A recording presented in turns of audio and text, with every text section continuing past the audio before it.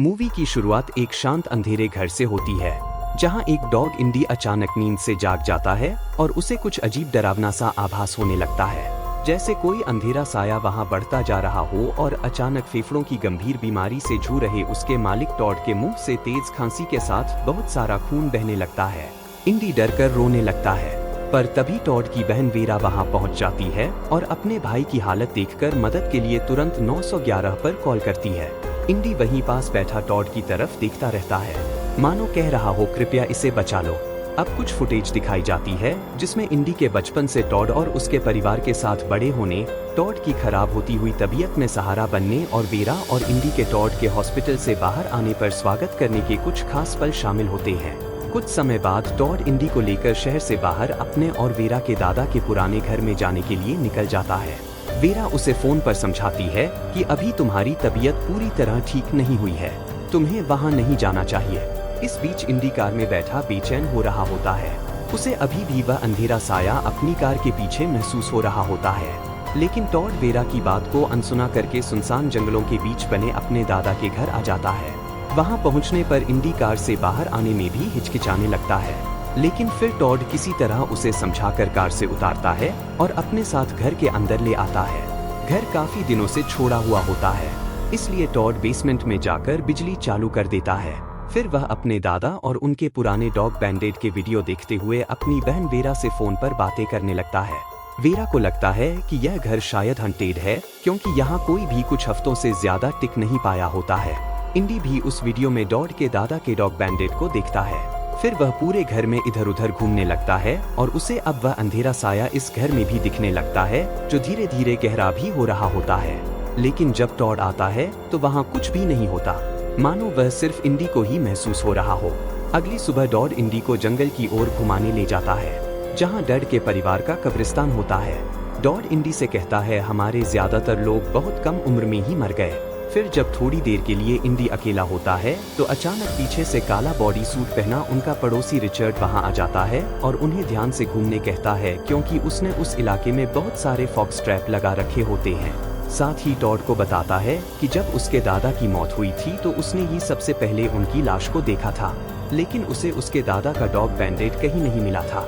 रात में टॉड और इंडी दोनों साथ में खाते मस्तियां करते हुए धीरे धीरे नींद में खो जाते हैं। लेकिन नींद में अब इंडी को एक अजीब सपना आता है, जिसमें वह टॉड के दादा के डॉग बैंडेड को देखता है, जो उसे सीढ़ियों की ओर बुला रहा होता है। पर तभी अचानक उसी अंधेरे साए की डरावनी झलक से घबराकर उसकी नींद खुल जाती है। सुबह टॉड की खांसी अब पहले से बढ़ चुकी होती है।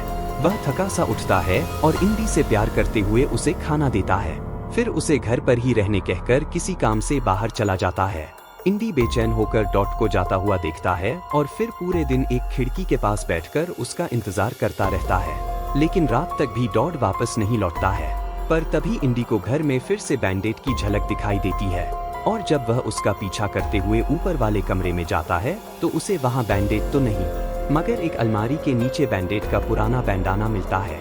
और जैसे ही इंडी उसे छूता है तो एक डरावने विजन दिखते हैं, जैसे बैंडेड के साथ कुछ बहुत बुरा हुआ हो। पर तभी उस अंधेरे साए का भयानक हाथ अलमारी से निकलता देख इंडी घबराकर एक बेड के नीचे छुप जाता है। उसी समय टॉड भी वापस आ जाता है, जो काफी थका और बीमार सा लड़खड़ाते हुए बेड पर लेट जाता है। इंडी उसके हाथ की बैंडेज देखकर समझ जाता है कि वह हॉस्पिटल से आया है और टॉड को खांसता हुआ देखकर उसे सांत्वना देने की कोशिश करता है, लेकिन टॉड गुस्से में उसे डांट कर दूर कर देता है। फिर भी इंडी उसके बिस्तर के पास ही बैठ जाता है और थोड़ी देर बाद सपने में खुद को कब्रिस्तान में चलता हुआ पाता है और वहां भी उस अंधेरे साए को अपने पास आता देखकर जाग जाता है।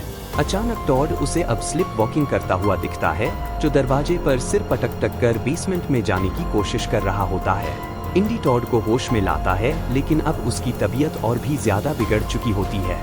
उसकी बहन वेरा भी फोन पर उससे बात करती है, लेकिन टॉड अब वेरा पर भी गुस्सा करने लगता है।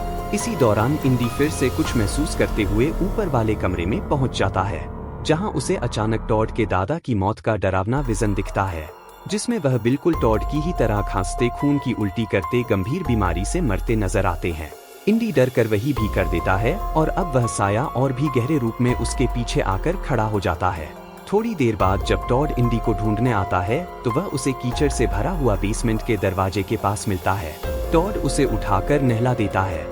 पर अचानक उसे इतनी जोर से खांसी आती है कि वह इंडी के ऊपर ही खून की उल्टी कर देता है। अब उसकी हालत बेहद नाजुक हो चुकी होती है। वह इंडी को साथ लेकर हॉस्पिटल जाता है, जहां डॉक्टर साफ कह देती है अब बहुत देर हो चुकी है और वे अब किसी भी तरह से उसका इलाज नहीं कर सकते हैं। इंडी टॉड की हालत देखकर अब और भी ज्यादा बेचैन हो उठता है और रात में जब टॉड सो रहा होता है तो इंडी को अब ऐसा लगने लगता है कि जैसे वह अंधेरा साया अब बेडरूम के बाहर तक आ चुका है। तभी अचानक टॉड की नींद खुल जाती है और वह बेड के दूसरी ओर से इंडी को अपने पास खींचकर प्यार से सहलाने लगता है, मानो सब ठीक हो गया हो। लेकिन तभी इंडी को टॉड का हाथ भी उसी साए की तरह काला और सड़ा हुआ नजर आता है। डर के मारे इंडी उसका हाथ काट लेता है। टॉड गुस्से में अपना हाथ धोने कमरे से बाहर निकलता है और चक्कर खाकर वहीं गिर पड़ता है और तभी वह अंधेरा साया दरवाजा बंद कर देता है, जैसे इंडी को टॉड से अलग कर रहा हो। इंडी बेचैन होकर अपनी जान की परवाह किए बिना एक ऊंची खिड़की से कूद पड़ता है और पूरी ताकत से मदद मांगने रिचर्ड के घर की तरफ भागने लगता है, लेकिन रास्ते में खुद ही एक फॉक्स ट्रैप में फंस जाता है। थोड़ी देर बाद उसकी आवाज सुनकर टॉड किसी तरह उसे वापस ले आता है, लेकिन उसकी हालत को समझे बिना ही उसके बुरे व्यवहार की सजा के तौर पर उसे बाहर डॉग हाउस के पास बांधकर अंदर चला जाता है। बारिश में भीगता हुआ इंडी ऊपर वाले कमरे की खिड़की की तरफ देखता रहता है, जहां टॉड अब बहुत जोर जोर से खांस रहा होता है और यहां हम समझ पाते हैं कि वह अंधेरा साया असल में टॉड की बीमारी ही है, जिसे इंडी डर के रूप में महसूस कर रहा है। जैसे जैसे टॉड मौत के करीब पहुंच रहा है, वह साया भी और गहरा होता जा रहा है।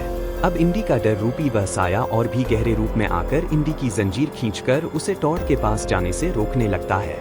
लेकिन इंडी समझ जाता है कि अब टॉड के पास समय बहुत कम है, इसलिए वह अपनी पूरी ताकत लगाकर जंजीर को ही जड़ से उखाड़ लेता है और टॉड को बचाने दौड़ पड़ता है। लेकिन दरवाजा बंद पाकर वह फिर से उदास हो जाता है। पर तभी बेसमेंट से किसी और डॉग की आवाज आती है और बेसमेंट का दरवाजा भी अपने आप खुल जाता है।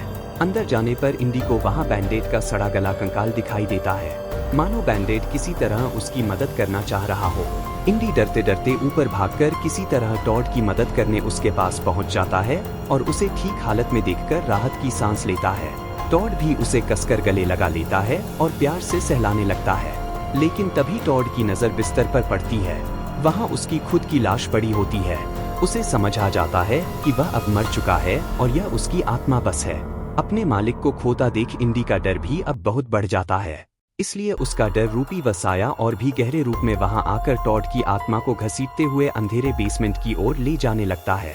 इंडी तुरंत उसे बचाने की तरह फिर से पीछे के रास्ते से बेसमेंट में पहुंचकर टॉड को उस अंधेरी गहरी सुरंग से खींचकर बचाने लगता है। लेकिन टॉड का समय आ चुका होता है, इसलिए इंडी का डर रूपी वह साया अब अपने पूरे विकराल रूप में वहां आकर टॉड को पूरी तरह अपने आगोश में समा लेता है।